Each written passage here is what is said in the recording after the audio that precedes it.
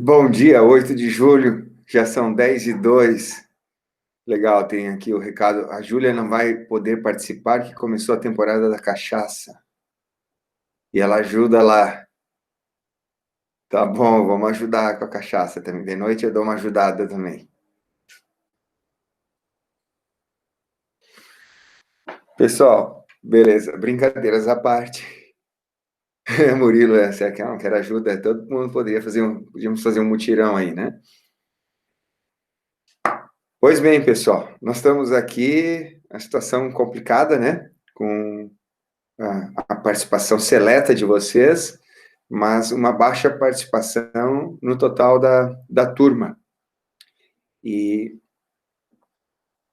nós temos esse último encontro desse terceiro período e não há ainda previsão, não está estabelecido o que vai ser feito aí com o restante do que falta, né, da carga horária que falta. O que existe é um levantamento, né, da coordenação do curso.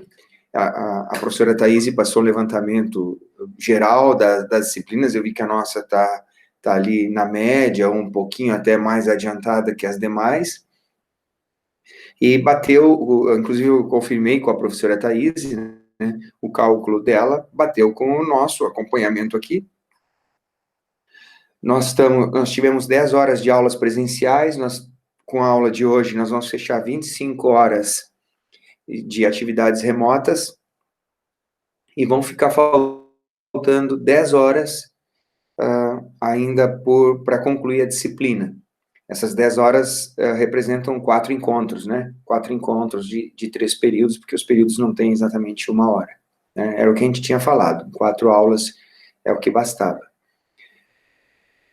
Porém, muitos de vocês vão ter quem está fazendo as atividades, né, vai ter a presença integral desse período de atividades remotas, quem fez, e aí a gente vai entrar a falar isso aí em seguida, né, nem todos fizeram, né, alguns casos eu não entendo nem porquê, né, porque era uma situação simples de acompanhar, de fazer, não exigia tanto esforço assim, quem tentou fazer sabe, né, e muitos já têm até nota para aprovação sem precisar da, do que seria a última nota, né? Então vamos lá para esses informes paroquiais, e vocês fiquem à vontade para interromper a qualquer momento aí, tanto falando, vocês podem abrir o microfone a qualquer momento, como no chat aqui, tá? O chat só tem que cuidar que às vezes eu não estou muito atento, ele não rola automático, então eu tenho que rolar, às vezes cai uma pergunta ali e eu demoro para responder, mas porque eu não vi, ok? Então, o que a gente apresentou semana passada e já acrescentei no SIGA, bom dia, Ezequiel, já acrescentei no SIGA lá, que é o nosso plano de ensino retificado em função do Covid, né? Então, esse novo plano de ensino é considerando já todos os 3 planos de atividades remotas. O que mudou basicamente? 2 coisas. É que havia previsão da participação da professora Juliana, não vai mais haver, eu vou levar a disciplina até o final, ok? E a segunda mudança é que seriam... Olha só, TV, não conseguiu encontrar o link de acesso. Tem um aluno aqui que não está conseguindo achar o link de acesso porque eu mandei direto o e-mail com o convite.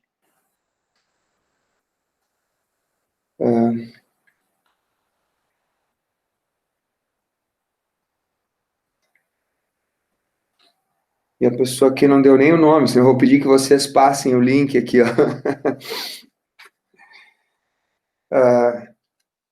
Eu vou tirar a foto aqui da tela para a pessoa pegar o link.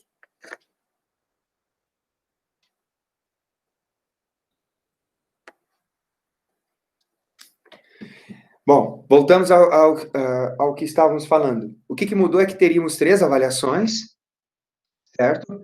Teríamos 3 avaliações, ou seja, 3 notas, e agora vocês passam a ter 4 notas, certo?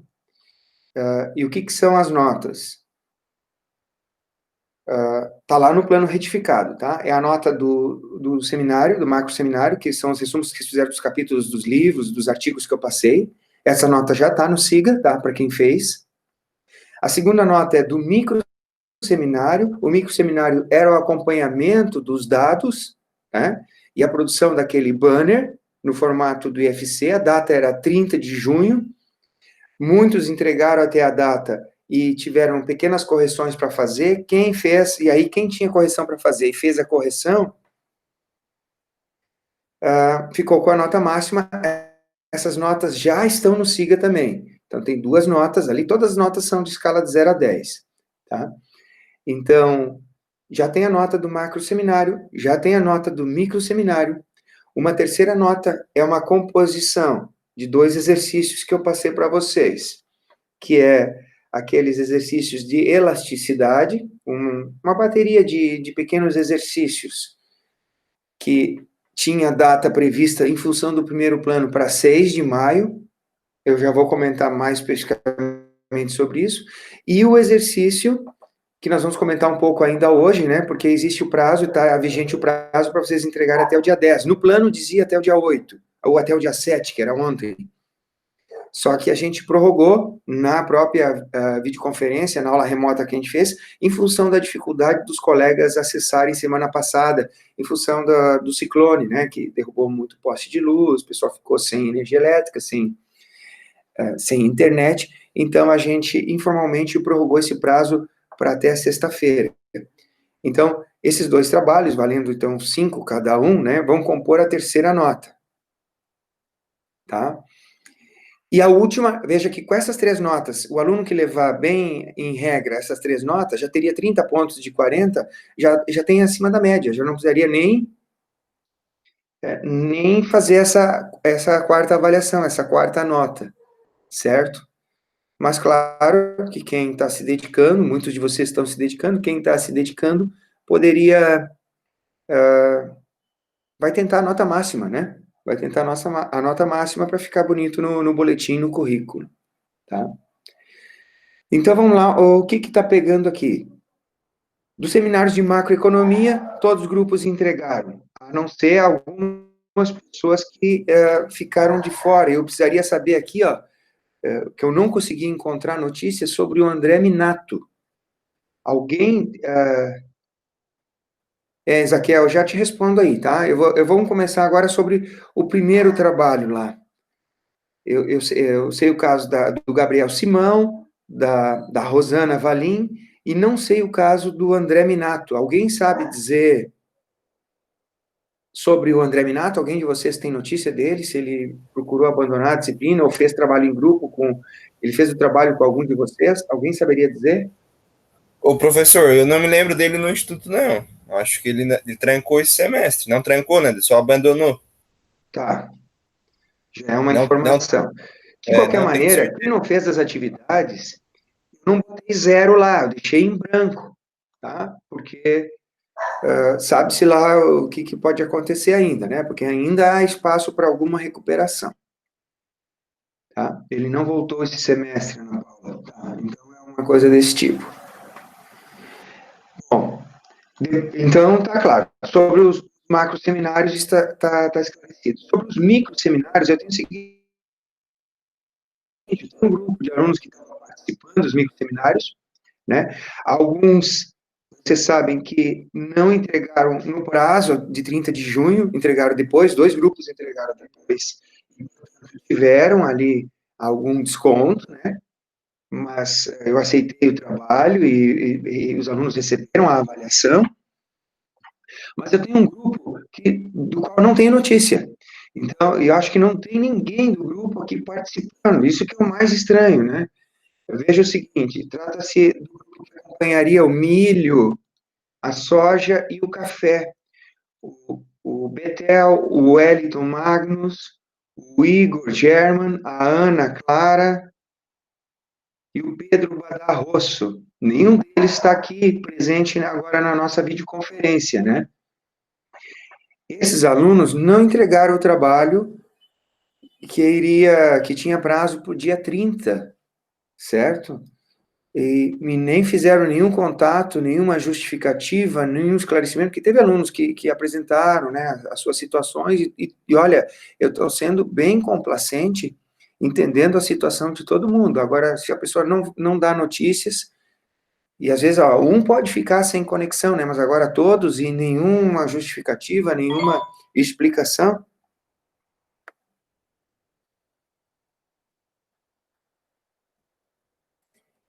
Eu estou com o Zap ligado aqui porque tem alunos que acho que não receberam o convite. Veja uma coisa importante que a gente descobriu aqui, fazendo outro parênteses. Como vocês precisam ter o e-mail de vocês bem atualizado no Siga, né? O e-mail é aquele que vocês usam realmente, o que vocês mais usam, porque é ali que vão vir as informações importantes da vida acadêmica de vocês, tá? Isso acontece até num grupo menor, de 45 alunos, como vocês aqui. Imagine, por exemplo, na outra turma, onde eu tenho 170 alunos, né? O problemão que dá para aqueles que não recebem, não conseguem acompanhar, porque o e-mail não é atual, ou tem algum problema de digitação. Ok, pessoal? Então, sobre os microseminários, nós temos ali, a maioria das turmas, dos grupos, ficou com 10. Tá? A nota já está no SIGA. Alguns atrasaram, não ficaram com 10. E tem o grupo que não entregou, que eu não sei agora como é que vai ficar, certo? Tem que ser uma justificativa muito boa, muito convincente para a gente ainda aceitar e valer uma parte da nota, tá? Então, essas duas primeiras notas. A terceira nota é o somatório dos exercícios de elasticidade e os exercícios ali de correlação dos indicadores econômicos que a gente vai falar mais agora em seguida. Mas o que tem a elasticidade? Os exercícios aqueles. Gente, olha o aprendizado aqui, como eu disse, quem se dedicar um pouco para os trabalhos que a gente propôs, vai conseguir passar na disciplina. Eu entendo, já estou sendo repetitivo aqui, eu falo em todas as aulas, entendo que a gente tem um prejuízo fortíssimo na questão do conteúdo, certo? Mas também saliento, como já falei de outras vezes, que eu acredito que a gente tem condições de recuperar aquilo que é o mais importante, tá? Com a continuação das atividades, principalmente na disciplina que vem na sequência, tá? Mas, olha uma oportunidade de aprendizado que a gente tem aqui, ó. É ler e prestar atenção nas orientações. Então, muitos perderam aí pontos naquele exercício de elasticidade, veja, porque eu tô meio que considerando a atividade entregue, eu não estou sendo rigoroso a ponto de ver se todos os resultados estão corretos. Na verdade, a gente, numa oportunidade, entregar o gabarito, principalmente se a gente tiver uma avaliação, e conferir esses resultados. Mas, num primeiro momento, o que eu gostaria é que vocês tentassem fazer o trabalho. E aí surgissem as dúvidas, como o Antônio, por exemplo, me relatou, olha, tentei do meu jeito, algumas coisinhas eu não sabia fazer, mas está aqui. Beleza? Esse é o espírito da coisa. Tá? Mas o que aconteceu aí, pessoal, é o seguinte, o prazo estava lá, era para 6 de maio. Muitos entregaram de forma atrasada. Quem entregou atrasado, eu aceito. Inclusive, estou aceitando ainda, até sexta-feira estou aceitando, tá? Porque muitos de vocês não entregaram. Até sexta-feira, agora, dia 10 de julho. E o prazo era 6 de maio. Muitos entregaram atrasado. Quem entregou atrasado, eu vou considerar, mas tem um desconto. Até para a questão da justiça para quem foi ali, leu duas folhinhas, que era o planinho, e dizia 6 de maio. Outra coisa que muitos não leram, é que aquele trabalho não era num grupo grande, aquele trabalho era para fazer individual ou em dupla. Então, estava escrito, ó, será aceito até em dupla, certo? Muitos não leram isso e me entregaram um trabalho com 5, 6 autores. E a quantidade de autores acima da dupla também sofreu um desconto, tá, pessoal? Então, não vai ter a nota lá, às vezes, da elasticidade, a nota máxima, porque ou atrasou ou entregou num grupo de 6 pessoas, por exemplo. E a proposta era que fizessem em até 2 pessoas, tá? Estava escrito lá, a gente falou nos encontros, eu entendo que tem pouca participação, mas nós temos 9 agora participando, mas tudo bem. E o de correlação, beleza. Correlação, o pessoal está entregando, tem até sexta-feira, hoje, se tiver qualquer dúvida, a gente vai voltar a falar, tá? E ele vai valer metade dessa terceira nota. E a quarta nota está prevista que seja uma prova, tá, pessoal?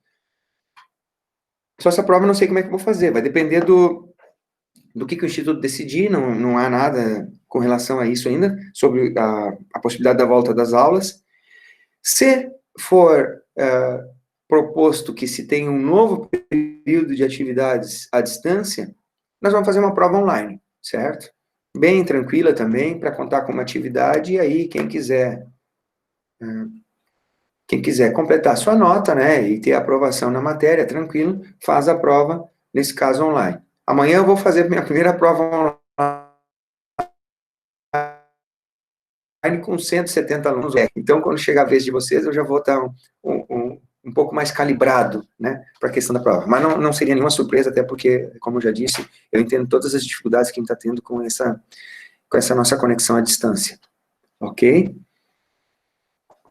Bom, esses eram os informes paroquiais sobre a questão de como que vai ficar a carga horária e como que vai ficar a questão das notas da disciplina, tá? Então, para aqueles que ainda não entregaram elasticidade, os exercícios de elasticidade, e o grupo que não fez o trabalho das cotações lá, vale o que dizia o velho ditado, antes tarde do que nunca, entrega que é uma forma de abater ali o prejuízo, tá? Com certeza não tem a mesma avaliação, eu já falei, né, por uma questão de justiça para quem cumpriu o prazo. E eu não coloquei as notas ainda, porque tá um queijo suíço aqui, a minha planilha de controle, né, das atividades aqui, das atividades desses dois trabalhinhos, ok? Então, para a gente poder avançar aqui para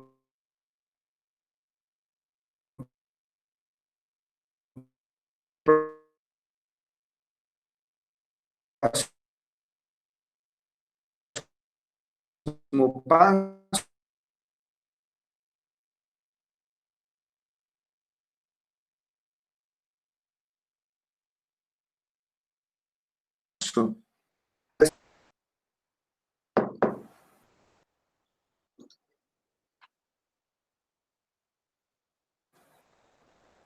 bom, não tendo, nós vamos adiante, tá? Eu vou voltar a falar sobre os indicadores, eu coloquei 3 apresentações lá no SIGA, já estão disponíveis no SIGA, tá? A gente não vai passar tudo, porque o total ali são mais de 200 slides. Eu vou abordar uns pontos que eu acho os mais nevrálgicos, os mais importantes, para a gente dar essa conversada aqui, e também aproveitar que já vai ficar gravado aqui, para quem tiver paciência depois para assistir. Eu acho um pouco mais raro, mas pode acontecer, tá? Então, sobre os indicadores, principalmente aqueles que dizem respeito ao exercício que vocês estão fazendo, e muitos já fizeram, né? Vamos direto ao ponto.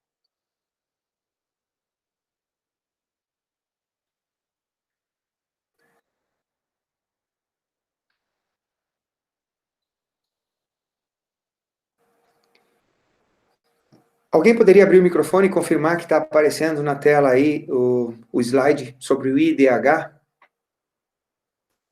Parecendo sim. Beleza, então acompanhe aí, pessoal. Esse é um indicador que faz parte do exercício que eu propus para vocês, tá? O IDH significa Índice de Desenvolvimento Humano. É uma forma indireta de se medir a qualidade de vida de uma população, de um determinado local.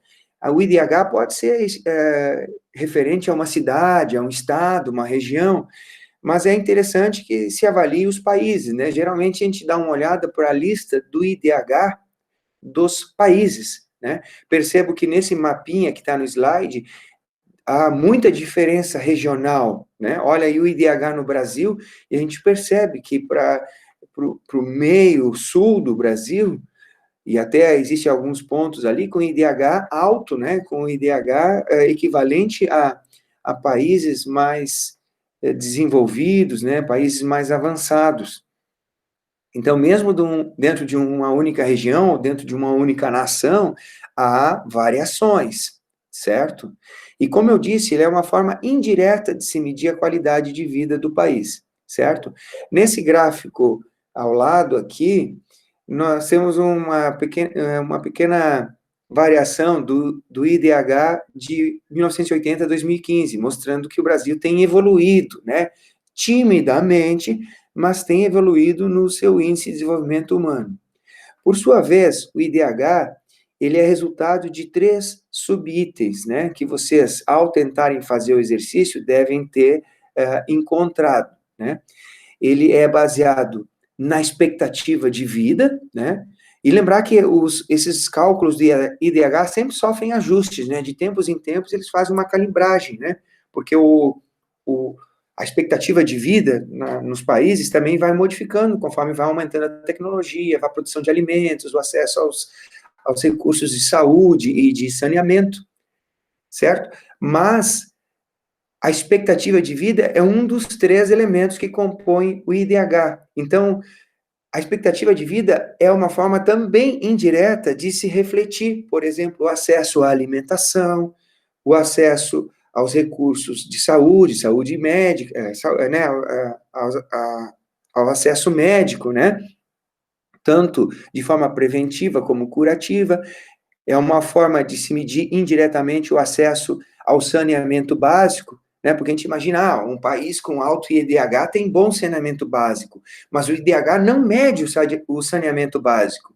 Ele mede o que o saneamento básico pode refletir na idade da expectativa média de vida da população. Então, é uma medida indireta, mas todos nós entendemos que, sim, há relação entre melhor saneamento, acesso aos recursos de saúde, melhor alimentação, com maior expectativa de vida. Então, esse é um dos 3 elementos que compõem o IDH.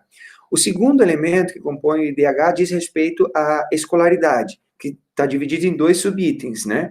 Que é a taxa de alfabetização dos adultos e o número médio de anos de escolaridade. Então, eles dão uma nota para isso, também que vai de 0 a 100, e nos países em que a maioria dos adultos são alfabetizados e o número de anos que uma pessoa estuda, média, naquela nação é grande, aumenta o IDH, é um dos 3 pontos. E o terceiro ponto, o terceiro subitem da composição do IDH é o PIB per capita. É a soma das riquezas, a gente vai falar um pouquinho mais sobre o PIB ali, principalmente vamos destrinchar um pouco a fórmula do PIB, mas o PIB é uma forma de refletir a riqueza daquele país, é a produção de riqueza daquele país, é a movimentação de riqueza, é a movimentação econômica daquele país. Então, se pega o cálculo da movimentação econômica toda, que é o PIB, e se divide pela população. E aí nós temos o PIB per capita, né? Lembrando que é o termo em latim, é capita, tem um i ali, per capita. Então, é a renda per capita. Também é uma forma indireta de se medir a qualidade de vida do cidadão, porque se a riqueza per capita for grande, se imagina que, na média, os cidadãos dessas nações, desses países, têm recursos para acessar uma boa alimentação, para acessar a saúde, né, os recursos de saúde e as demais características que compõem uma qualidade de vida adequada, certo? É assim que é medido o IDH, ele recebe uma nota que vai de 0 a 100, né, vai entre 0 e 1, né? O IDH é entre 0 e 1, e o índice de liberdade econômica que é de 0 a 100. Bom, o IDH máximo seria 1, né? Nenhum país tem IDH 1, né? Mas também nenhum tem IDH 0. E vocês, no exercício que eu propus, eu solicitei que escolhessem 30 países, por conta de vocês, aleatoriamente, para relacionar o IDH, né, que vocês coletassem o IDH desses países, que agora vocês sabem, né? Já deviam saber, porque pesquisaram isso para fazer o exercício, ou estão pesquisando, e coletaram, né, esse índice, que é resultado, então, como vocês entenderam agora, de 3 subíndices, o índice de escolaridade, a expectativa de vida e o PIB per capita. Eu vou pular aqui para o... Olha só, Brasil está atrás de Cuba e Venezuela, esse dado era de 2017, no IDH, certo? Então, veja, o Brasil tem um caminho muito grande para avançar ainda, em questão de IDH, mesmo a gente vendo as mazelas que esses dois países sofrem, o Brasil continua, na média, ainda atrás desses países.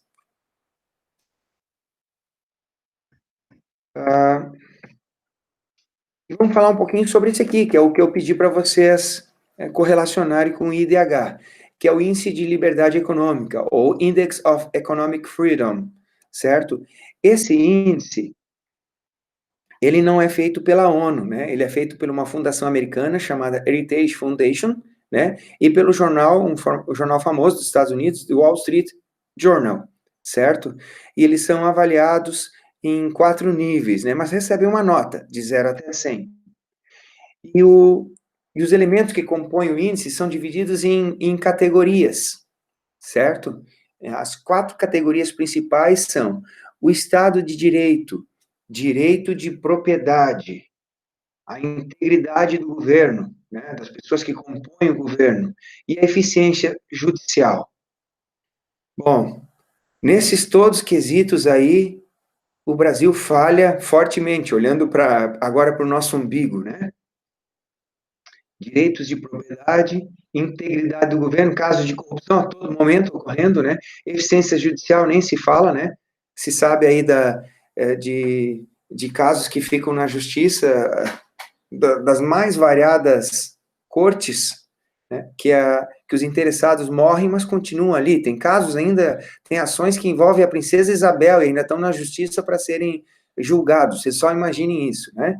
E tem um ditado no ramo jurídico, no direito, que diz o seguinte: a justiça que tarda não é justiça, certo?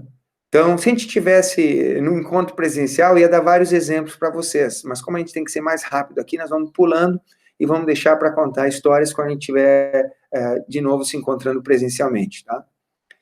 Tamanho do governo, isso nós vamos aqui abordar também na questão do PIB, tá? Gastos do governo. O governo brasileiro, desde 2014, está em crise, porque gasta mais do que arrecada. Isso era uma coisa prevista já. Então, a crise que nós nos afundamos em final de 2013 para 2014, ela não é à toa. Vocês viram, quando houve aquele protesto, os Black Blocs, o negócio da passagem do ônibus, isso já era um reflexo de como o governo não conseguia mais cumprir as suas obrigações a contento. Na verdade, o Brasil nunca conseguiu cumprir, mas ali a questão estava ficando mais aguda, justamente porque o governo gasta mais que arrecada, certo?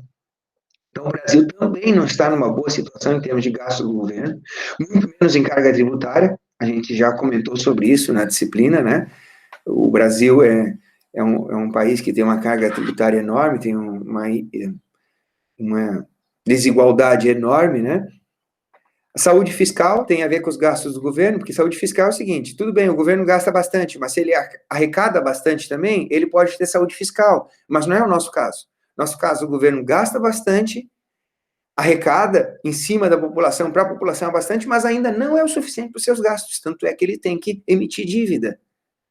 E quando o governo emite dívida, é sinal de que não há saúde fiscal. Ele não consegue, com a sua arrecadação, cobrir os seus gastos. Então, nesse quesito aqui, o Brasil está muito mal em termos de indicador para a liberdade econômica. Eficiência regulatória, liberdade comercial, liberdade de trabalho, liberdade monetária, as liberdades relacionadas aos mercados, liberdade de comércio, né, tanto de importação como exportação, liberdade de investimento, liberdade financeira, aí está implícito também a facilidade, a liberdade de se abrir e fechar uma empresa. Você sabe que no Brasil isso é complicadíssimo. Eu também separei nos slides alguns exemplos de como é difícil a liberdade comercial no Brasil, e agora nós estamos vivendo justamente isso também na epidemia. Hoje de manhã eu estava ouvindo nas notícias, tem restaurantes em São Paulo e no Rio de Janeiro que, mesmo tendo autorização para abrir agora, mediante uma série de circunstâncias, preferem não abrir, porque vai ter muitas despesas, né? Eles vão ter que abrir com a capacidade menor, né, de público, eles vão ter que fornecer uma série de cuidados lá, como máscaras, papel toalha, álcool gel, spray, medidor de temperatura, e vão poder só abrir de dia e não, até às 6 da tarde, não pode abrir de noite, quando para muitos estabelecimentos era o horário em que tinha o maior movimento, a maior possibilidade de arrecadação do estabelecimento funcionar bem. Nessas condições, muitos comerciantes decidiram não abrir, certo? Mas muito antes da epidemia, nós vamos ver vários exemplos aí de intervenções estatais dos mais diversos níveis, dificultando a liberdade de trabalho, liberdade comercial e liberdade monetária, certo? A gente vai ver exemplos como em São Paulo, por exemplo, existe lei determinando qual é o tamanho da mesa de sinuca e o tamanho dos buracos das caçapas na mesa de sinuca nos bares. E tem fiscal, então, que tem que ir fiscalizar o bar para ver se a mesa de sinuca é do tamanho lá que está na lei. Já pensaram nisso? Alguém abre o microfone e me diga se já ouviu falar nisso, que tem regra para mesa de sinuca em boteco. Nunca, professor. Pois então, existe isso, tá? Você pensa assim, mas isso tem que botar regra mesmo. Não, não tem, gente. Quem bota essas leis, primeiro, que são funcionários públicos pagos por nós, são os vereadores, são os deputados, gastando tempo importante de assuntos que seriam cruciais para um país, principalmente um país com as dificuldades como a nossa, e estão botando regra para comer a mesa de sinuca no bar. Segundo problema, tem que ter fiscal, então, se tem uma regra, tem que ter um fiscal que vai medir lá. E esse fiscal também é um funcionário público, pago também com os impostos arrecadados dos cidadãos, da população, para um trabalho completamente inútil, que foge das principais atribuições de um Estado. Vocês estão entendendo? Então, esses pequenos exemplos, a gente vai ver vários. Eu coloquei nos slides, eu não vou passar todos, né? Mas eu dei esse exemplo na mesa de sinuca, existem vários outros. Tá? Eu vou passar alguns bem rápidos aí. Isso nos dá uma ideia de, por exemplo, como o Brasil é atrasado em termos de liberdades. E por isso aquela nossa nota que não traz nem um pouco orgulho, né? Nós estamos junto com os países lá, nossa, olhem quem são os parceiros do Brasil na lista de países com índice de liberdade econômica. O Brasil está longe dos países mais avançados, certo? E o exercício que eu pedi para vocês fazerem era levantar os indicadores dos países, o índice de liberdade econômica dos países, de 30 países, vocês escolhendo aleatoriamente 30 países, e levantar o IDH de 30 países, e fazer um cálculo matemático de correlação. Então, eu já recebi muitos trabalhos. O índice de correlação pode variar, o coeficiente de correlação de Pearson pode variar de -1 a +1. Todos os trabalhos que eu recebi até agora indicaram uma associação positiva. Todos vocês me entregaram um número positivo, acima de 0.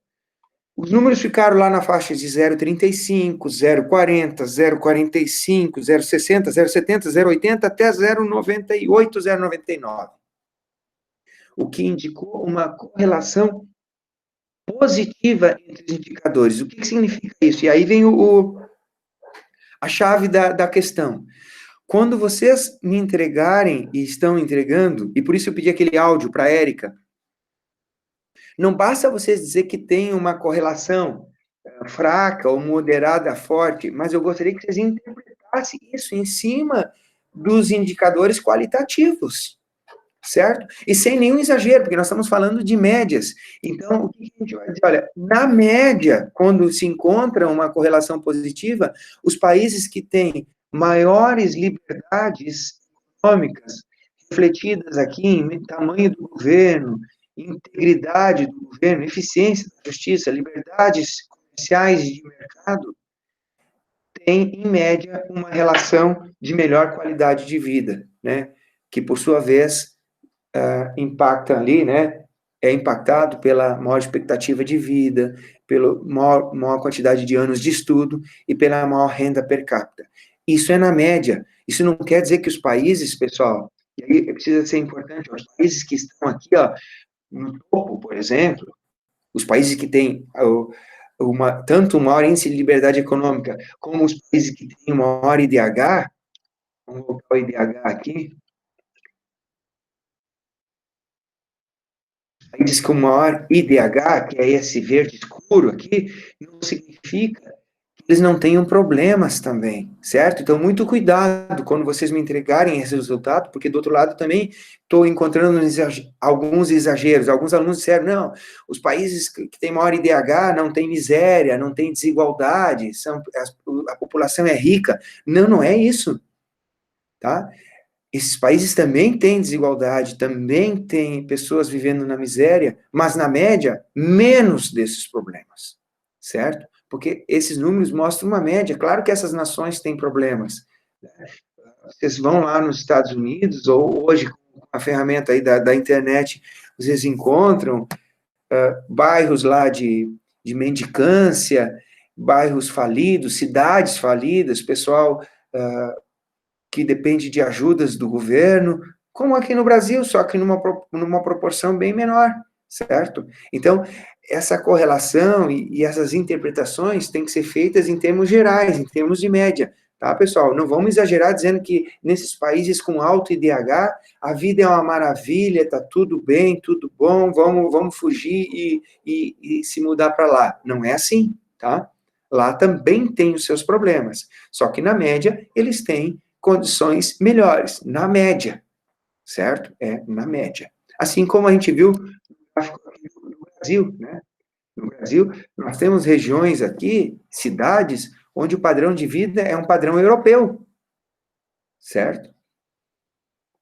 E, da mesma forma, temos cidades e regiões, principalmente no Norte e Nordeste, onde o padrão é muito baixo, o IDH é muito baixo, né? Não há acesso a condições de escola, né? Vocês acompanham, às vezes, as matérias jornalísticas, né? Escolas feitas de pau a pique, com telhado de palha, pingando para dentro, as crianças sem classes para estudar, tem que sentar numa cadeira e ou num banco e botar o caderno no colo. Óbvio que essas crianças não vão ter muitos anos de estudos, né? Elas estão lá sendo empurradas para a desistência, para o abandono da escola. Isso vai refletir, no final, no menor índice de escolaridade e, consequência, também no menor índice de IDH, certo? Então, há as discrepâncias dentro do próprio país, tá? Então, sobre esse exercício, pessoal, do índice de correlação, tá entendido aí? Quem já me entregou, mas não colocou lá na interpretação uma frase, um parágrafo fazendo essa relação entre o IDH e o índice de liberdade econômica, dizendo que, na média, os países que têm mais eficiência jurídica, que garante o direito de propriedade, onde o governo controla seus gastos, onde há um controle social na corrupção do governo, onde há liberdade para exportar, importar, tem, na média, maior qualidade de vida dos seus cidadãos. Tem que fazer essa avaliação, se, claro, se o valor calculado indicar isso. Os que me entregaram até agora, deu isso. Veja, isso é importante, porque nós, como eu falei naquele áudio também, nós saímos do achismo. Nós vamos para uma coisa objetiva, né? Não é a opinião do professor aqui. Eu deixei livre para vocês escolherem os países que vocês quisessem, 30 países, e coletasse os dados, que não foi eu, nem ninguém que inventou. São dados retirados a partir de informações da vida deste país. E eles, compilados, nos resultaram no cálculo que vocês estão obtendo. Tá, pessoal? Então, não é achismo. Achismo é o que o pessoal está falando agora na epidemia, né? Essas bobagens que a gente vê, às vezes, no Facebook, Instagram e tal, dizendo, a epidemia mostrou como o governo é importante, porque sem o governo, isso e aquilo, né? Aonde? Quais são os dados que mostram que é importante ter um governo grande que vá nos tutorar, nos dar ordem, nos colocar regras, porque nós não sabemos nos virar por conta própria? Isso é achismo. Os dados objetivos são os que vocês calcularam. Ok? Então, quem entregou, mas não fez essa avaliação, coloca uma frasezinha lá e me manda de novo que está tudo ok, está tudo dentro do prazo. E quem não fez ainda, mas vai me entregar até sexta-feira, dia 10, quando fizer o cálculo, tem que fazer uma avaliação qualitativa, tá bom? Não basta dizer só que o índice deu uma correlação moderada. isso não significa muita coisa, tá? Eu gostaria que vocês traduzissem isso em termos de relacionar os dois indicadores. Tá claro isso, pessoal?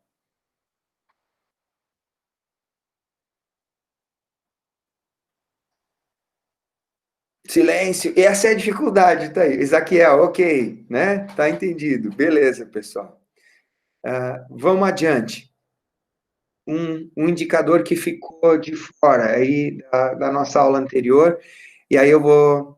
Aliás, antes disso, vou mostrar, já que eu falei em regulação, intervenção governamental, eu vou passar alguns slides desses que eu coloquei lá sobre isso. Para não fugir muito, eu tenho que voltar nesse assunto aí. Vou dar alguns exemplos de intervenção governamental, que talvez alguns de vocês não conheçam.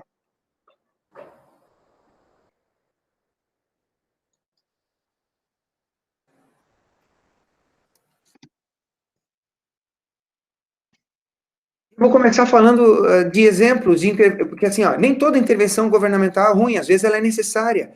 Só que é tipo aquilo, imagine que tu tem uma cartucheira e tu tem 5 balas, né?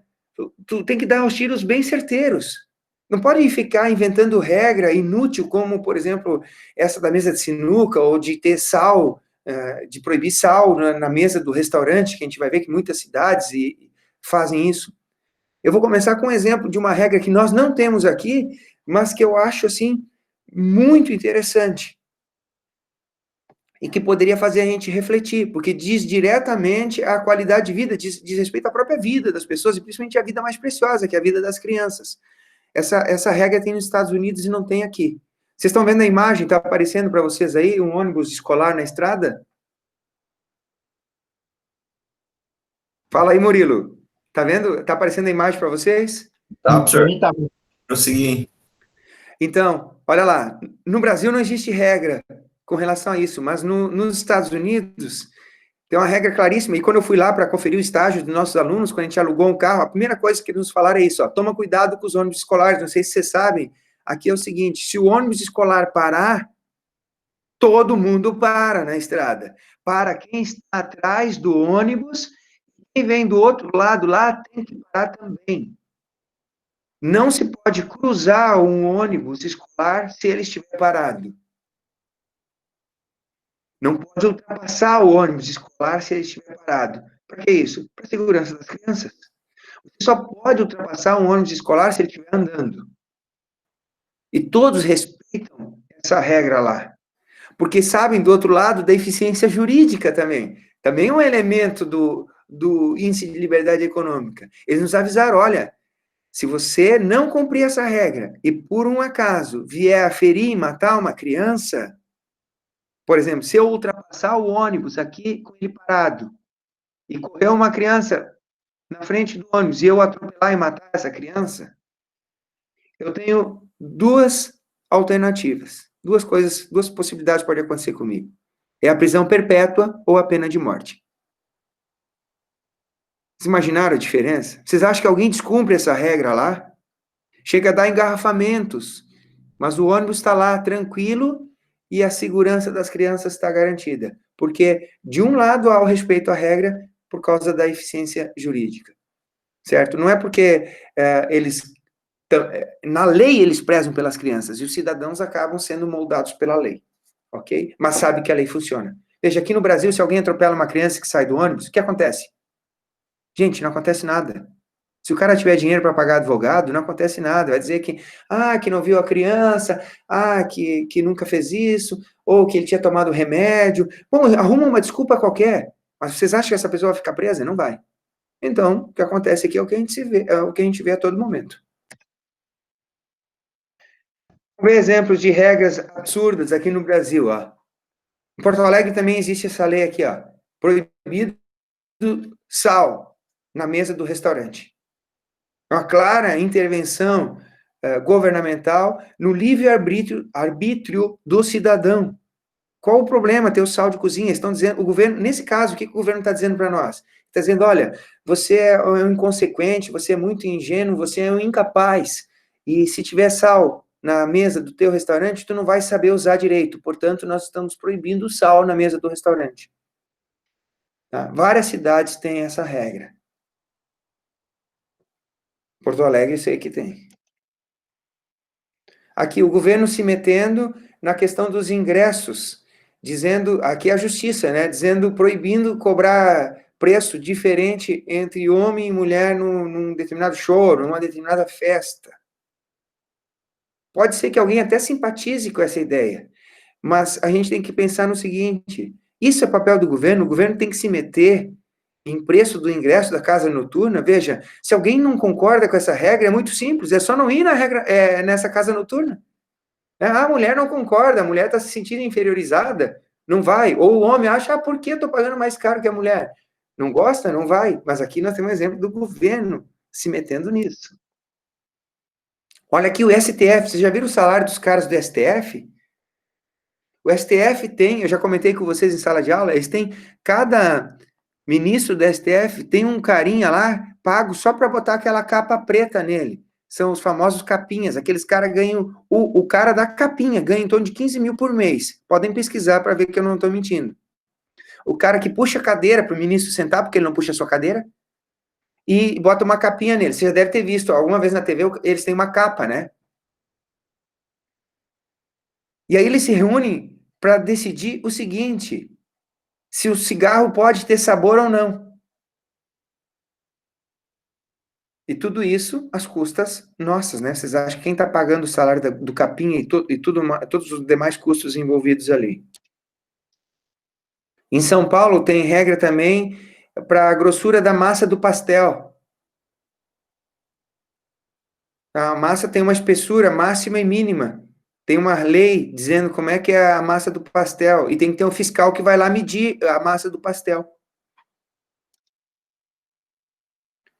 Tem uma lei no Rio de Janeiro que obriga todo condomínio que tiver aquele espaço de fitness, espaço de academia, uns equipamentos de academia, tem que ter um professor de educação física contratado. Aí vai pensar, isso é legal, porque vai dar mais emprego para o pessoal da educação física. Não é assim, não vai funcionar. O que acontece? Aquele prédio, aquele edifício, aquele condomínio que teria o seu parque, né, de academia, vai tirar, porque não vai compensar manter um profissional. Obrigatoriedade de profissionais de educação física nos condomínios. Falei para vocês, sinuca de boteco vai ter padrão de qualidade em São Paulo. Aqui a Prefeitura do Rio derrubando barracas que a Prefeitura considera ilegais, né? Então a pessoa está tentando sobreviver. Veja, tudo bem que tem que ter lei para o comércio e tal, mas vamos olhar para o nosso país, olha o IDH do nosso país, olha muitas pessoas que são marginalizadas e às vezes a forma decente, honesta de sobreviver é vendendo alguma coisa, de forma extraoficial. Aí montam uma barraca, aí a prefeitura vai lá e derruba. Eu concordo que derrubaria a barraca informal se todo mundo tivesse acesso a empregos. Não, você não quer trabalhar, você que não quer trabalhar, mas tem vaga. Então, essa tua barraca aí tá ilegal, nós vamos derrubar. Mas não, essas pessoas não têm espaço no mercado de trabalho formal. Elas estão procurando uma sobrevivência digna e vai lá o Estado e acaba com a atividade honesta das pessoas e joga elas para a criminalidade. Ambulantes. Por que tem ambulantes? Porque a nossa atividade formal não comporta, né? Nossa economia ainda é muito primária, muito básica. Então, é natural que surjam esses ambulantes, mas vamos olhar pelo seguinte, pelo menos eles estão tentando uma atividade lícita, honesta. Na minha opinião, eles têm que ser estimulados. E veja, desde que eu comecei a estudar economia, eu passei a dar muito mais valor aos vendedores ambulantes. E eu tento sempre que possível auxiliá-los, ajudá-los e comprar, sei lá, o que eles estiverem vendendo, porque pelo menos eles estão tentando uma atividade digna, né? Frente à falta de oportunidades que a gente tem aqui no nosso país. E não acredito, não aceito que o governo, que as entidades estatais tentem podar isso daí. Patinete elétrico no Rio de Janeiro, isso caiu, mas chegou um momento em que foi aprovada uma lei de que precisa carteira de motorista para andar de patinete. Só calcule os custos envolvidos, né, com isso, com os fiscais, funcionários do Detran e tudo mais, e custo pago pelos pagadores de impostos. Isso aqui é uma lei, nem sei o lugar, agora me perdi aqui. Balneário Camboriú. Balneário Camboriú. Tem uma lei que obriga a ter fio dental nos restaurantes à disposição dos clientes. Fala sério, né, pessoal? Precisa isso? O cara quer usar fio dental, ele se vira. Ou o restaurante, se quiser oferecer como uma atividade extra, oferece. Mas obrigar os restaurantes a fornecer fio dental é um pouco de exagero, na minha opinião. Aqui, ó, por causa de um problema do uso do cerol, foi proibido a venda de cerol e foi proibido menor de 18 anos de empinar pipa em Belém. Em São Paulo, no interior, em Marília, foi proibido por lei festas open bar, pagar o ingresso e beber tudo que puder lá dentro. Porto Alegre, essa aqui é demais. Obriga qualquer condomínio residencial que tenha mais de 2.000 metros quadrados a ter uma obra de arte. Um local de boa visibilidade da população, uma obra de arte original, escultura, vitral, pintura. Ou seja, obriga os condomínios a ter uma obra de arte. Qual a finalidade disso? Gente, aí não para, tá? Tem vários exemplos aqui. Olha isso aqui, ó, Caixa Econômica. E com esse exemplo eu vou parar. Olha o ponto que chega a nossa burocracia. Um aposentado provou na Caixa Econômica que estava vivo em 2020 para continuar recebendo o aposento. Só que eles exigiram que a pasta dele, né, de 2019, estava em branco, então que ele arrumasse um comprovante que em 2019 ele também estava vivo, tá? Matéria que saiu aqui no ND de Florianópolis. Vocês ouviram isso? Não bastou a prova de vida em 2020. Os burocratas exigiram que ele provasse que em 2019 ele estava vivo também. E nos slides tem vários outros exemplos, tá? De interferência e regulação governamental absurdas nesse país. Vocês devem ter várias também que vocês gostariam de me contar. Eu tenho várias que eu presenciei e vivenciei também. Vou deixar para uma outra oportunidade quando a gente estiver próximos. Ok? Vamos falar do indicador importante que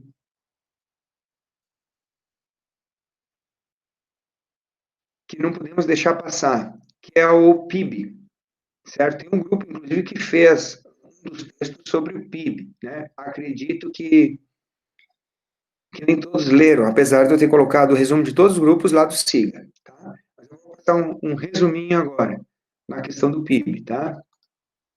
Principalmente para a gente comentar sobre os gastos do governo. Aqui, indicadores, vamos lá para o início para o PIB.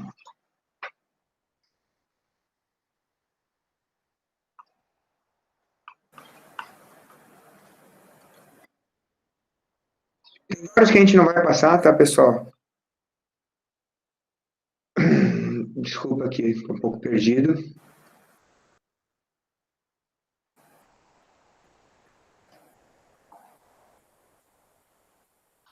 Vamos só nesse daqui.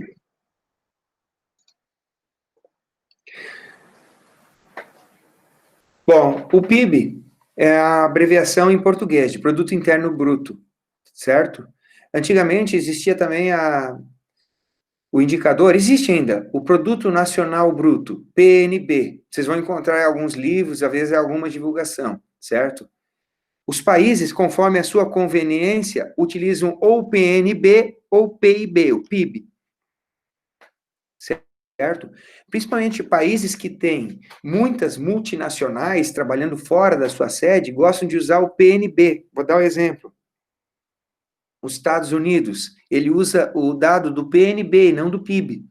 Porque o produto nacional é todo produto, né, toda a riqueza produzida dentro da sua região, das suas fronteiras, somado àquelas, aquelas rendas, aquela produção, aquela riqueza gerada por entidades nacionais que estão em outro país. Por exemplo, o Google, né? O Google tem escritórios fora dos Estados Unidos. A GM, por exemplo, tem fábrica fora dos Estados Unidos.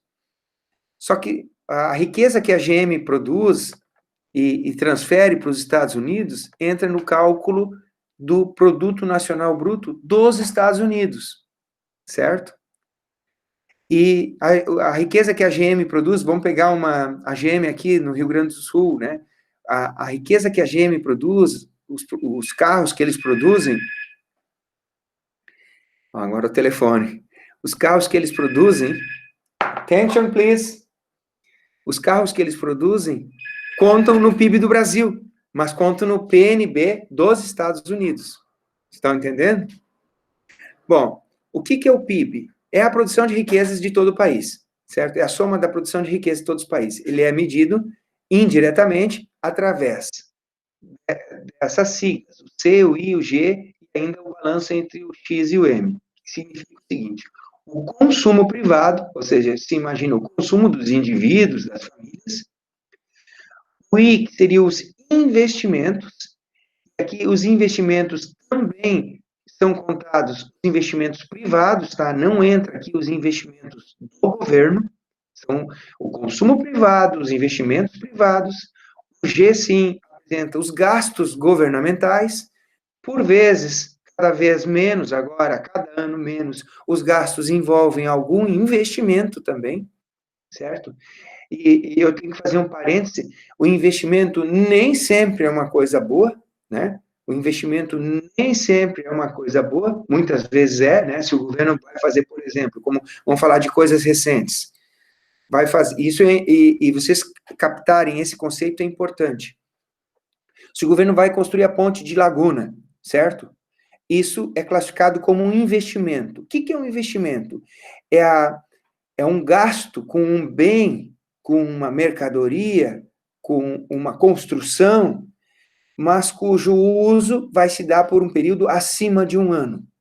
Sempre que uma benfeitoria for feita e o resultado dela, o benefício que ela nos traz, perpassa o período de um ano, então a gente está falando de investimento. E óbvio que a ponte de Laguna, dentro do nosso exemplo aqui, é um investimento para vários anos. Por vários anos ela vai nos trazer retorno. Retorno para a sociedade. Então, acompanhando o raciocínio... Ô, professor. Pois não. As praças de pedágio que vão implantar naquela distância de Laguna a São João entraria?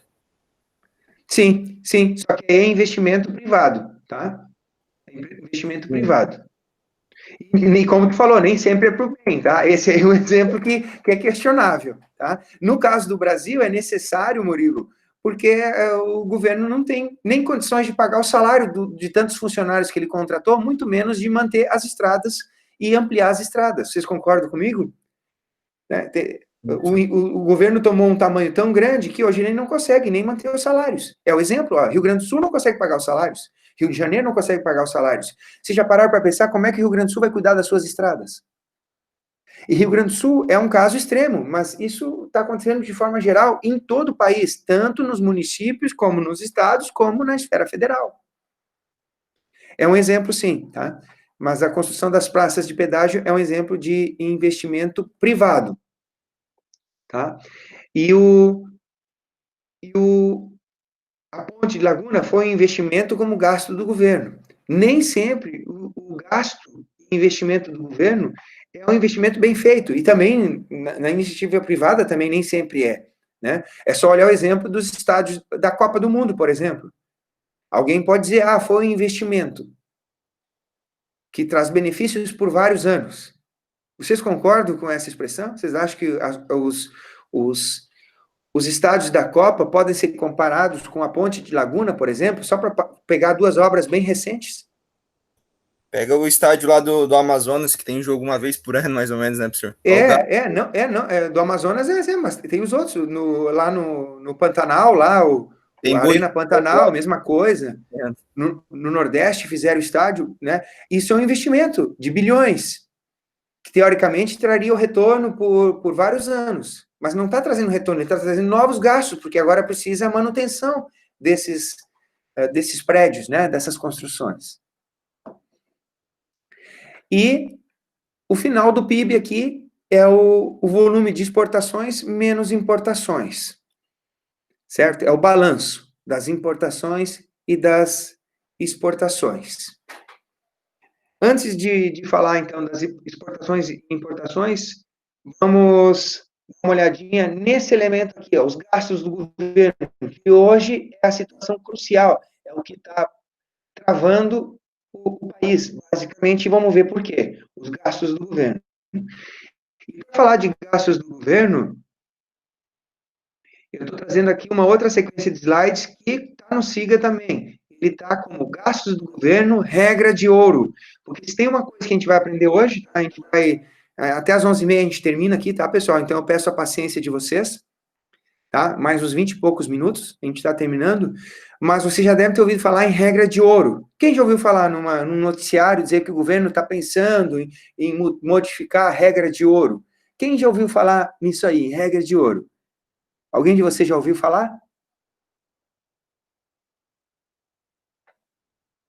Pelo jeito, não. Bom, hoje nós não vamos sair daqui sem saber o que é a regra de ouro, certo? E essas notícias que a gente está encontrando aqui são referentes, dizem respeito à questão da regra de ouro. Por exemplo, um depoimento do Rodrigo Maia, vocês conhecem? Né? Ele é conhecido carinhosamente pelo apelido de Botafogo, deve ser o time que ele torce. O governo federal é o único que pode emitir dívida em moeda. Cortou aqui. Ele está dando uma dica aqui de que quer quebrar a regra de ouro. Olha aqui, matéria na Folha de São Paulo. Agora vamos começar a entender o que é a regra de ouro e o que ela tem a ver com os gastos do governo. A chamada regra de ouro impede o governo federal de se endividar para pagar despesas correntes, como salários, previdências e benefícios assistenciais. Então, a regra de ouro, ela veda, ela impede o governo de gerar dívida para pagar despesa corrente. É para pagar custeio. Você deve ter ouvido falar em custeio. Tá? Então, a regra de ouro é uma segurança nos países mais desenvolvidos, e o Brasil copiou isso de países desenvolvidos e colocou aonde? Na Constituição. A regra de ouro é uma regra constitucional, por isso, para mudar, precisa de 3/5 do Congresso, como foi a mudança na Previdência Social. A regra de ouro ela é tão importante porque ela proíbe o governo de fazer dívida para pagar despesas correntes. O que é despesa corrente? É o custeio, é para comprar, é justamente o contrário do investimento, que a gente comentou agora há pouco. É para gastar em coisas que não vão durar mais que um ano, para falar bem no popular. Estão entendendo? O que é um custeio, por exemplo? É comprar um livro para um estudante de uma escola, é comprar o cafezinho lá que é servido nos gabinetes, nas repartições públicas, é pagar o funcionário da limpeza, é o papel higiênico, por exemplo. Tudo aquilo que vai se consumir, a merenda dos colégios, tudo aquilo que se consome num prazo menor do que um ano é despesa corrente, é custeio.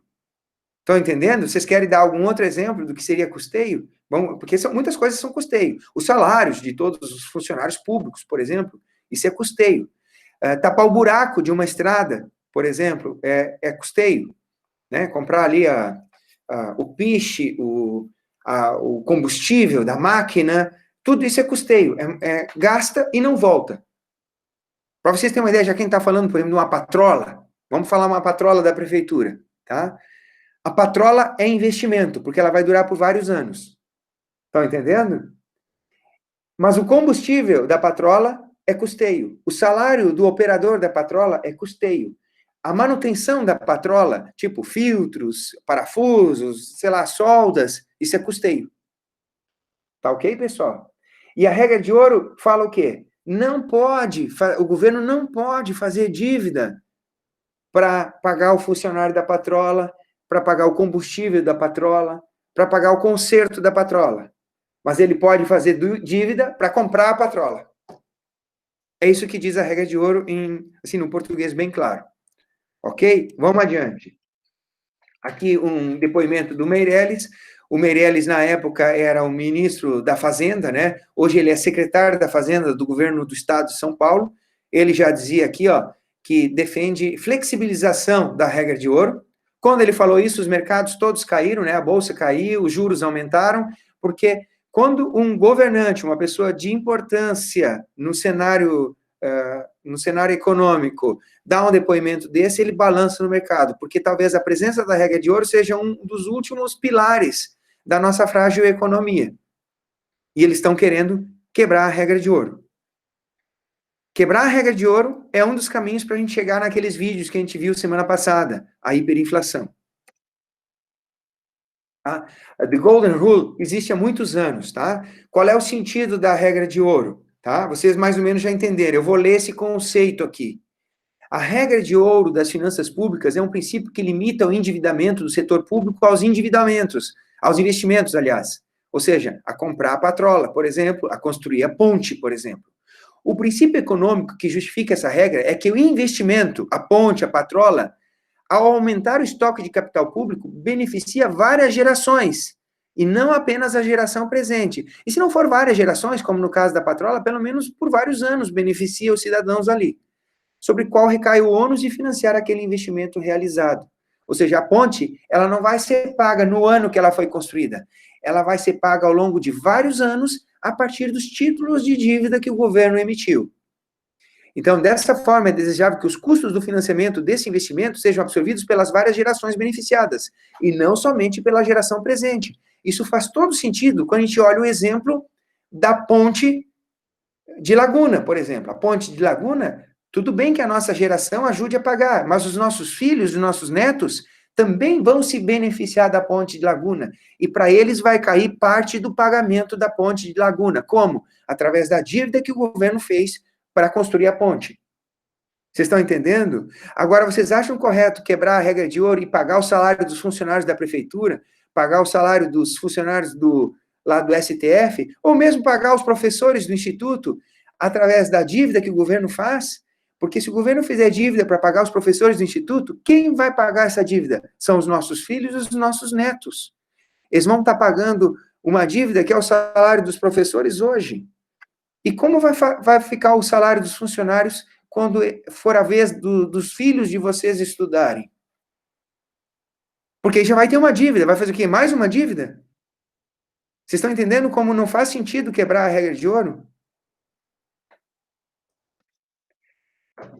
Aqui no Brasil, ela está prevista na nossa Constituição, artigo 167, tá?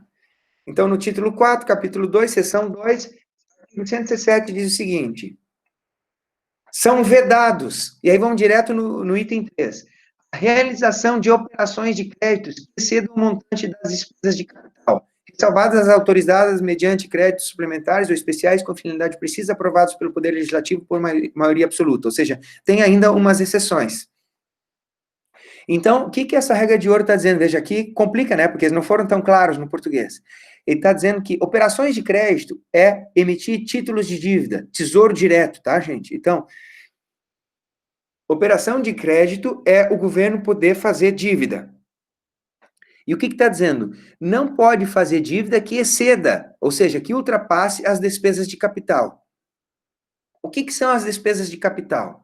São justamente os investimentos e o pagamento de juros de dívidas. Certo? Significa o seguinte, em outras palavras, o que a lei, o que a nossa Constituição está dizendo? Que o governo só pode fazer dívida para fazer investimentos, tipo a ponte de Laguna, tipo os estádios da Copa, e para pagar juros da dívida. Certo? Então, é aquilo que a gente já comentou, a gente já brincou em aula. Como é que o governo fazia para pagar as suas dívidas? Fazia nova dívida. Até fiz uma dinâmica com vocês lá. Eu estava devendo para um, estava devendo para outro. como se eu fosse o governo, como é que o governo paga a sua dívida? Ele vai lá e pega o dinheiro? Não, o governo desde 2014 está em déficit. Então ele não paga suas dívidas com dinheiro, ele paga suas dívidas com novas dívidas. Entende? Se eu devo para o Murilo, por exemplo, se eu sou governo e devo para o Murilo, porque o Murilo comprou um título de dívida do governo e agora eu quero construir um novo estádio, o que eu como governo, faço? Eu tenho que estar vencendo a dívida com o Murilo. Eu vou lá e convenço o Antônio a me emprestar e pego o dinheiro que peguei emprestado com o Antônio e pago a dívida com o Murilo. E aproveito para pegar mais dinheiro emprestado com o Antônio, para que sobre do que eu paguei para o Murilo e ainda tenha o suficiente para eu pagar a construção de um novo estádio. E quando chegar a vez de pagar a dívida com o Antônio, o que eu faço? Uma nova dívida. É isso que o governo tem feito desde 2014. Todos os governos, tá? Todos os governos desde 2014 têm feito isso. E os gráficos aqui vão mostrar isso, pessoal. Olha só. Em 2014, inverteu aqui a linha entre o que o governo arrecadava, a receita líquida, que está em azul, e a despesa do governo, que é a linha vermelha. A linha vermelha passou o governo ainda em 2013, tá? Então aqui a gente consegue enxergar por que começou aqueles protestos lá da passagem do ônibus. Pois não, fale aí. Quem queria falar? Não tô vendo gráfico nenhum. Não está aparecendo um gráfico agora? Pra mim, não. Ninguém, pessoal? Não, O que professor. está aparecendo aí? Tá aparecendo posse de dados dos acadêmicos. Nossa.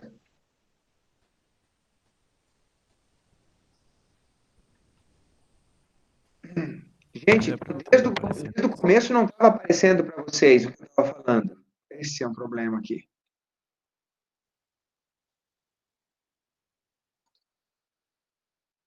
Vamos de novo. Vou passar rapidinho agora, tá? Eu estava falando em regra de ouro, vocês não estavam vendo. Não é isso? Pessoal, então, regra de ouro está prevista na Constituição. Vocês estão vendo isso agora? Sim, agora sim. Tá. Sim, senhor. Regra de ouro está artigo 167 da Constituição, tá, pessoal? Ela impede que as operações de crédito sejam superiores às despesas de capital.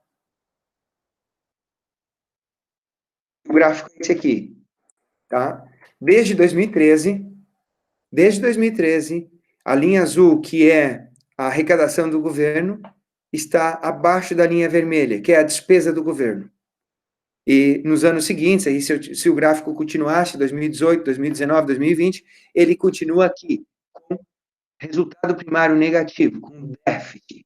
Isso aqui obriga o quê? O governo a emitir mais dívida. É aquele exemplo que eu dei, emitir mais dívida do que já tem. Eu devo tanto como governo, eu devo tanto para o Murilo, mas eu pego emprestado com o Antônio o tanto que eu devo com o Murilo e mais um outro tanto para pagar as contas e construir outro estádio. Certo?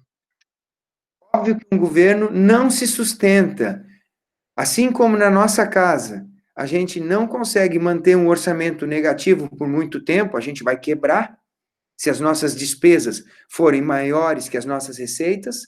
O governo é a mesma coisa. Claro que o governo tem alguns recursos, e por isso que lá no começo, o Maia falou, e agora está aparecendo para vocês, né? O Maia falou, o governo pode fazer dívida e pode imprimir dinheiro, pode imprimir moeda.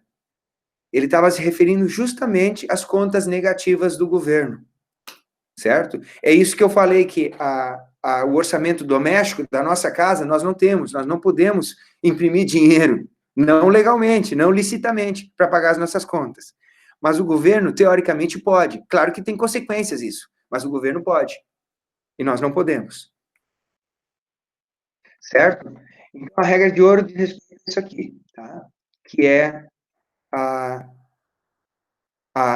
vedação, a impossibilidade do governo emitir dívida para pagar custeio. Tá? Aí vem aquela grande questão. que você já deve ter ouvido falar muito. Ah, o governo gasta milhões pagando juros da dívida, por isso nunca tem dinheiro para investir nas escolas, nunca tem dinheiro para investir nos hospitais e nas estradas. Quem já não ouviu falar isso? Que o Brasil paga milhões, bilhões em juros. Já ouviram, todos vocês já ouviram falar isso, né? A questão é que, realmente, o Brasil paga bilhões em juros, mas não paga, não tira das escolas para fazer isso. Ele paga com mais dívidas. Ele cria novas dívidas para pagar as dívidas antigas, tá?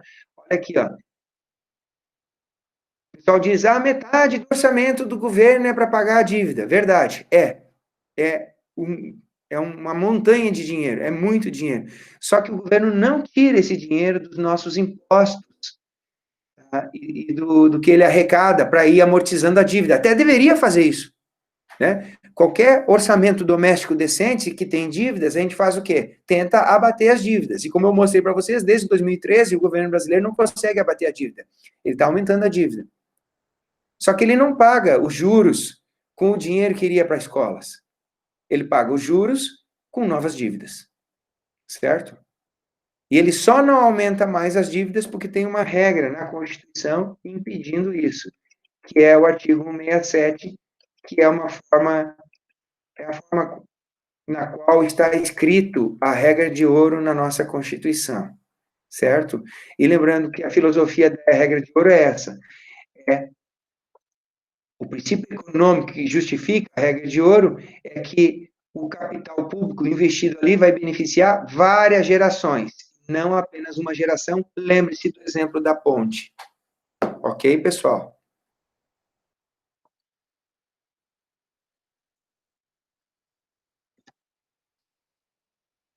Bom,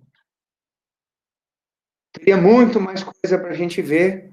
Nós já estamos aqui em 11, 18, nós temos só 12 alunos participando, né? É uma pena, né? Assim, é o que temos, né? Não dá para ser diferente, é o que temos. Nós temos que aprender a conviver com essa situação. A gente torce agora para que os índices de contaminação, infelizmente das mortes com o coronavírus diminuam, né? Em várias regiões do Brasil estão diminuindo.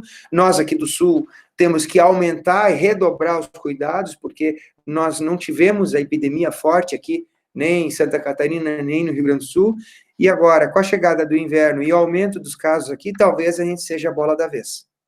Talvez sejamos a bola da vez da epidemia. Vejo que as notícias estão mostrando que em Manaus, o pessoal está fechando aqueles hospitais que tinha sobrecarga, já voltou ao normal. No Rio de Janeiro estão fechando os hospitais. São Paulo fechou o hospital de campanha. Fortaleza fechou o hospital de campanha. E lá a epidemia está se esvaziando. Aqui no Sul, em Mato Grosso do Sul, outros estados, outros lugares em que não teve índices fortes da epidemia, estão aumentando agora. Então, os cuidados têm que ser redobrados aqui. Tomara que não seja, tomara que passe muito rápido. Se passar rápido, existe uma possibilidade de a gente voltar ali à aula presencial. Eu vou ser sincero para vocês, existe a possibilidade, mas se alguém me perguntar, e acredito que vocês têm essa pergunta na cabeça, tem chance de voltar às aulas presenciais? Gente, tem, mas é muito pequena. Até ontem tivemos uma reunião com o DEP, onde eles mostraram lá um trabalho, assim, prévio, né, que vai ser discutido agora nas outras instâncias, nas direções e depois no Consuper, onde estavam colocando alguns critérios lá de afastamento e tal, que, por exemplo, no nosso alojamento já não é possível, e alguns bem malucos, assim, dizer, olha, um critério é ter menos de 60% dos leitos de UTI ocupados nos hospitais da região do Instituto ou do campus. Gente, isso é uma loucura. Nunca tivemos menos de 60, sempre faltou leito de UTI, mesmo sem epidemia.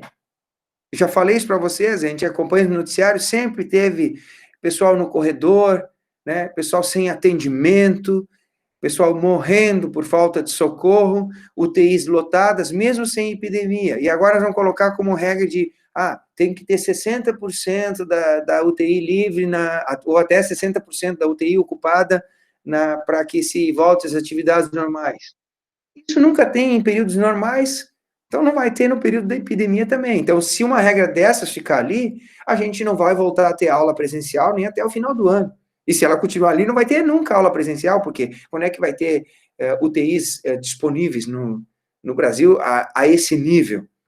Ou na nossa região, a esse nível? Eu acredito que eles vão rever essa regra, tá? Mas, assim, nesse momento, vocês estão vendo um certo pessimismo da minha parte, que não estou enxergando muita luz no fim do túnel. Da nossa parte, voltando a falar das 10 aulas que faltam, né? Vai ter, provavelmente o Instituto vai definir um novo período, né? O 4º período de atividades remotas. Se isso acontecer, eu vou adotar, vocês fiquem atentos, vou adotar para pelo menos conseguir fechar com vocês, para quem tiver interesse, perseverança de fechar a disciplina de economia e se ver aprovado. Aí nós, se for online, nós vamos fazer uma provinha online bem simplesinha, tá? Bem tranquila. Vai ter aulas antes, explicando para vocês o que vocês têm que ler para essa provinha, e vocês vão estar bem tranquilos, se dedicar e fazer lá, tá? Lamento hoje não estar podendo colocar as notas ali, mas é por causa do temporal na semana passada, a gente esticou o tempo para... Sim, o Juliano está perguntando, semana passada teve aula? Sim, ela está gravada e está no SIGA. A de hoje nós também vamos estar gravando e vai ser colocada no SIGA, tá? Eu sei, muitos não conseguiram participar, por isso a gente estendeu o período, né, para a entrega do trabalho de correlação para até sexta-feira. Então, gente, sexta-feira, dia 10, passa a ser o limite para eu receber o microseminário de quem não entregou ainda. Claro que, como eu já falei aqui 10 vezes, com o devido desconto, mas é melhor entregar com desconto do que não entregar. Entregar os exercícios de elasticidade, entregar atrasado, melhor do que não entregar, certo? E entregar esse exercício de correlação quem não fez ainda. E quem já fez, mas não... Ó, minha cadela. E quem não fez a interpretação da forma como eu pedi para vocês, pode fazer e me mandar de novo com a interpretação mais completa, que vai estar valendo também, sem nenhum desconto, tá, pessoal? Aí, quem cumprir isso tudo, vai ter toda a nota integral. Eu tenho alguns de vocês que já têm toda essa nota. Vou dar um exemplo aqui, vou ver se eu acho que só para vocês ficarem sabendo, tem alguém com tudo integral? Tenho, por exemplo, a Júlia, vocês falaram que não pôde participar hoje, né? A Júlia tem praticamente tudo. O Vitor só teve um atrasinho no trabalho, então ele fica ali, por exemplo, o Vitor, que já entregou, tá? O Vitor está aí online, né? O Vitor tem 9 nessa segunda nota, né? Aliás, na terceira nota, e tem 10 nas outras. Tem 29 já.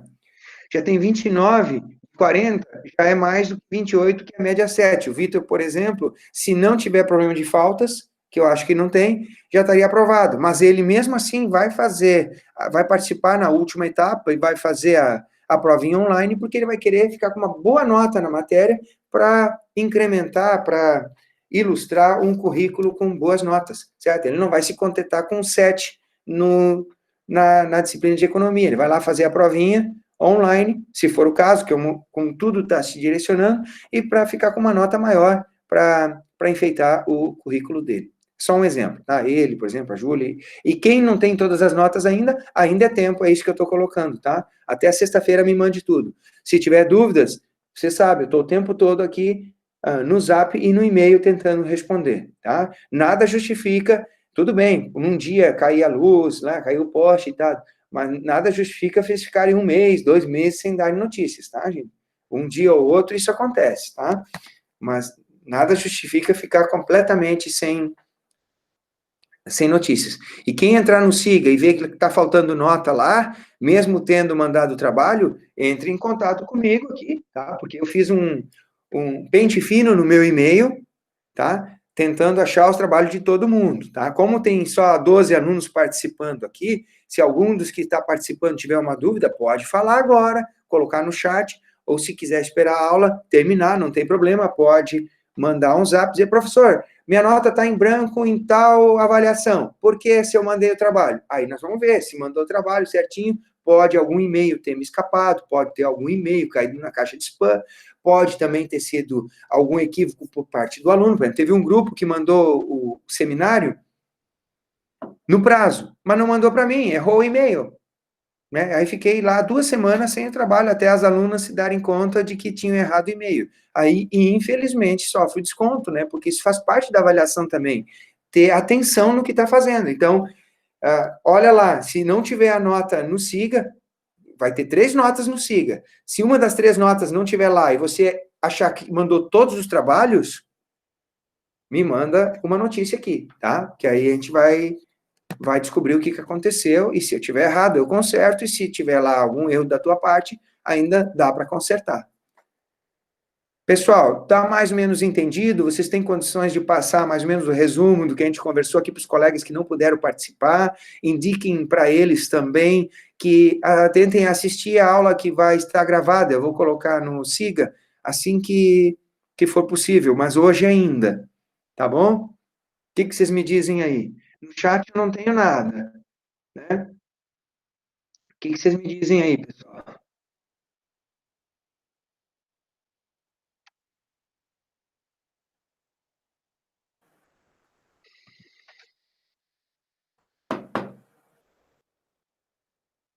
Esse é o momento de se manifestar. O Juliano já justificou, que semana passada perdeu, tá? A gente já explicou, tá? Então, todos ainda têm chance, tá? Todos ainda têm chance. E quem fez as tarefas viu que o trabalho de microeconomia é do acompanhamento dos indicadores. Aquele que foi passado lá no primeiro dia de aula, tá? E tem as explicações nos planos de ensino. Ezaquiel, já tem as 3 notas no SIGA? Não, só tem 2, tá, Ezaquiel? A terceira é a composição. A terceira nota é a soma do trabalho de elasticidade com o de correlação. Então, a maioria não entregou um dos 2, então por isso eu não digitei as notas lá, tá? Agora, deixa eu dizer para vocês, aquele de elasticidade teve 2 problemas comuns, tá? As 3. Tem aluno que não entregou ainda, tem aluno que entregou atrasado, e tem aluno que fez em grupo acima de 2. Tá? E teve caso de aluno que entregou em grupo acima de 2 e atrasado ainda. Então, o desconto é duplo. Tá? Então, vai aparecer uma notinha lá, tipo, bem baixinha, já sabem por quê, tá?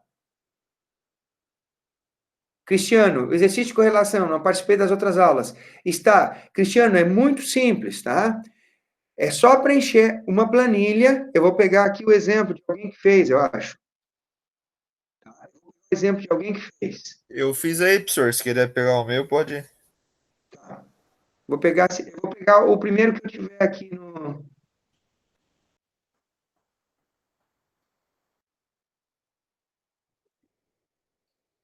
e-mail aqui.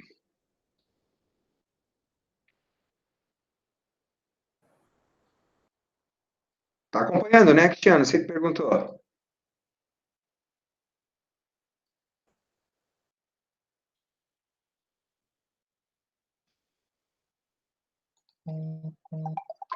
Cristiano, tem uma planilha no SIGA, tá?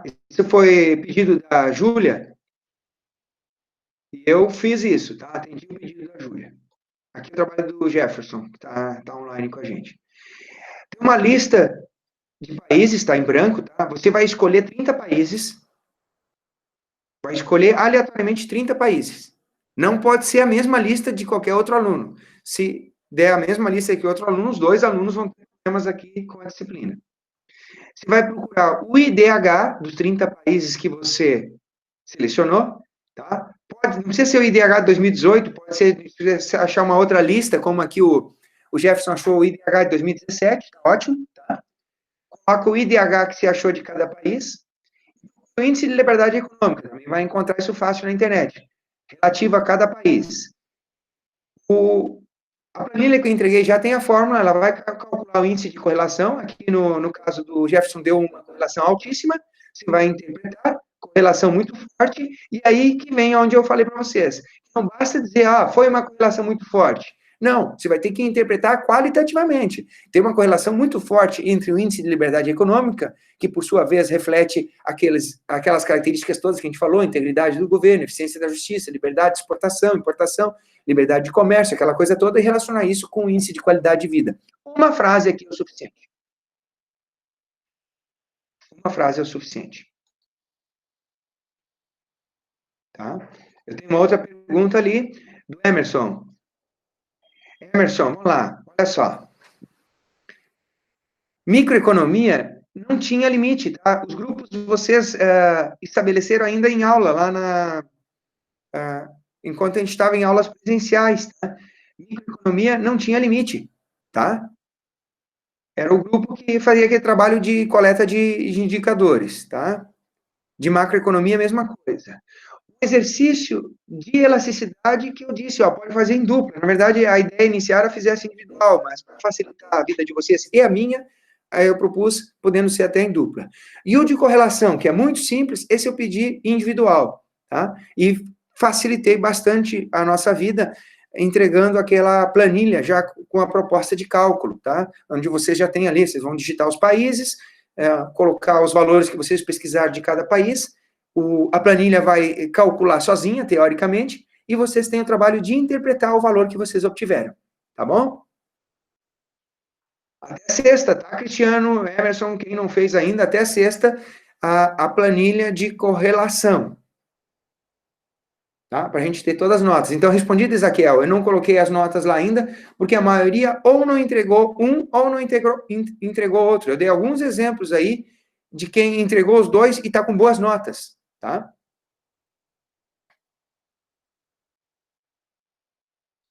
Sim. De elasticidade. Tá. De elasticidade, o Juliano está perguntando. Era até 6 de maio, mas o pessoal me entregou essa semana, entrega hoje, amanhã, sexta, dia 10 é o limite, tá? Sexta-feira, meia-noite, aí eu vou fechar e completar o SIGA com quem fez, com as notas que tem. Quem ficar sem nota também não vai ser o desespero, né? Quem ficar sem nota vai ter oportunidade de recuperar depois, quando for o retorno da atividade presencial. Só que isso eu não sei quando, nem como, e ninguém vai saber responder isso para vocês. Nem coordenação, nem direção do campus, nem reitora. Porque se for uma coisa, foi jogada assim, com a barriga, né? Porque a regra é, o aluno que não puder, por qualquer motivo, acompanhar a atividade remota, vai ter, no retorno da atividade presencial, o direito de ser atendido, de recuperar. E o professor vai ter a obrigação de oferecer essa oportunidade. Então, eu vou estar tranquilo, eu vou oferecer essa oportunidade para quem, por qualquer motivo, perdeu qualquer das atividades. Só que a principal oportunidade é essa que a gente está propondo agora, porque são trabalhos, quem fez sabe que são trabalhos tranquilos, fáceis, e a gente está tentando dar toda a assessoria, consultoria, auxílio para vocês fazerem, e pelo menos a disciplina de economia não ser um peso para vocês, que eu entendo que sim, é complicado querer levar um semestre dessa maneira, à distância, com cada disciplina cheia de tarefas, com cada professor com as suas manias. Eu me coloco no lado de vocês e tento colaborar ao máximo, ok? Então, como eu disse, né, com essas 3 notas, muitos já vão ter nota para aprovação, nem precisando daquela quarta. Aquela quarta vai funcionar como um enfeite no currículo, para quem quiser aumentar a nota. E quem perder alguma nota também não vai ser o fim do mundo, porque vai ter essa quarta nota que, com dedicação, vai conseguir tirar um bom resultado e também vai conseguir levar contento aí a disciplina, mesmo com essa participação apenas à distância. Pessoal, são 11h35, teria muita coisa para a gente conversar ainda, mas sei que é bem complicado, e nós estamos aqui com um grupo reduzido, e eu estou propondo, então, aqui, microseminário até sexta, tudo, tá? Tudo até sexta. Lembrando que o que for atrasado vai ter o desconto pela justiça com os colegas, tá? Só a correlação que é o prazo normal até sexta, tá? Sim, melhor que zero, com certeza. Melhor que zero, o pessoal fazer o trabalho aí, tá? É o que eu estou propondo, certo? É tipo, eu costumo comparar muito com a declaração do imposto de renda, acho que eu já falei isso para vocês, né? Veja, se eu mandar a declaração de imposto de renda em branco para o governo, em branco, colocar só meu nome, meu CPF, mandar em branco, todo errado, em branco, mas mandar no prazo, eu estou em dia com o imposto de renda. Aí depois eu posso ir lá e fazer uma retificação. E o governo aceita e eu continuo em dia com o imposto de renda. Agora, se eu atrasar um dia o imposto de renda, fizer tudo certinho, mas atrasar um dia, eu já tenho que pagar multa e já me encontro atrasado com o imposto. Tá? Vamos usar essa mesma lógica para os trabalhos. Entregou o trabalho no prazo. Ah, mas não estava muito bom. Não, depois o professor olha e pode sugerir correções. Foi o que eu fiz para alguns de vocês. Tá? E garante a nota máxima. Tá? Então, o princípio eu estou usando o mesmo aqui do nosso governo, quando ele recolhe da gente, quando ele exige da gente a declaração do imposto de renda. Tá? Atrasou, tem multa. Mais alguma coisa, meus queridos? Ou vamos encerrando, esperar o final de semana, esperar o próximo vendaval?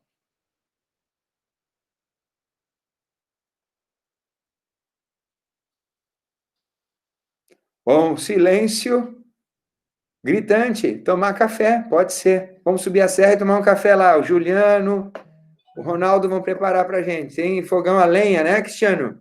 Fogão a lenha, pinhão na chapa. É isso? Beleza, aproveite. Quando for possível, vou aí visitar vocês. O Cristiano e o Gerceu aí, comer um pinhãozinho na chapa. Ah, podemos ir. Tá, pessoal? Fiquem bem, continuem se cuidando. Vem uma fase difícil aqui do Covid para o sul do Brasil.